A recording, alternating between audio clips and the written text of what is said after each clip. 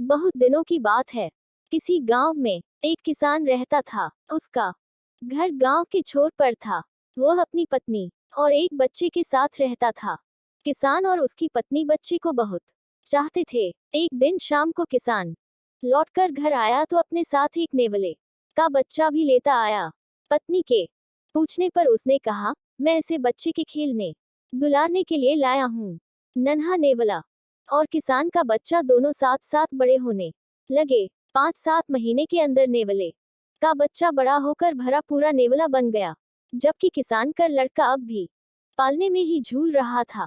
नेवला बड़ा सुंदर और प्यारा लगने लगा। उसकी चमकीली काली आंखें और झबरे बालों वाली सुंदर पूंछ बड़ी अच्छी लगती थी। एक दिन किसान की पत्नी को कुछ सामान खरीदने के लिए बाजार जाना था। उसने बच्चे को दूध पिलाकर पालने में सुलाया और एक बड़ी टोकरी लेकर बाजार जाने के लिए तैयार हुई। जाने से पहले उसने किसान से कहा, मैं थोड़ी देर के लिए बाजार जा रही हूँ। बच्चा पालने में सो रहा है, जरा उसका ध्यान रखना। मुझे इस नेवले से डर लगता है। किसान ने कहा, इसमें डरने की क्या बात है? अपना नेवला तो बहुत ही प्यारा और नेक है, जैसे हमारा बच्चा। इसके तुरंत बाद किसान की पत्नी बाजार चली गई।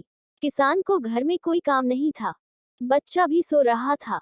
उसे छोड़कर वह बाहर घूमने निकल गया। रास्ते में उसे 2-4 दोस्त मिल गए। दोस्तों के साथ बातें करने में ऐसा मगन हुआ कि उसे घर लौटने की याद ही नहीं रही। उधर किसान की पत्नी टोकरी भर सामान खरीद कर घर पहुंची। आते ही उसने देखा कि नेवला दरवाजे के बाहर ऐसे बैठा है जैसे उसी का इंतजार कर रहा हो। किसान की पत्नी को देखते ही वह दौड़कर उसके पास आया। नेवले को देखते ही किसान की पत्नी चिल्ला पड़ी, दैया रे! खून! नेवले के मुंह और पंजों पर ताजा लाल खून चमक रहा था। हाय, तूने मेरे बच्चे को मार डाला है।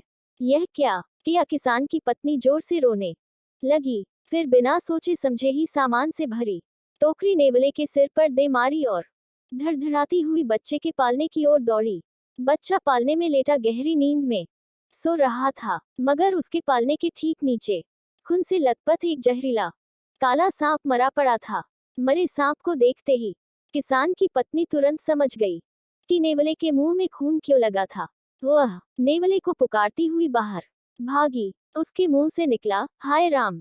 यह मैंने क्या कर डाला? इस नेवले ने तो सांप को मारकर मेरे बच्चे की जान बचाई है। नेवला मर चुका था। सामान से भरी भारी टोकरी की चोट से उसका सिर फट गया था। किसान की पत्नी को अपनी करनी पर बड़ा दुख हुआ। उसकी आंखें आंसुओं से भर आई। वह दहाड़ मार कर रोने लगी। पर अब क्या होता, ये सब उसकी समझ का फेर था। DKDSTORY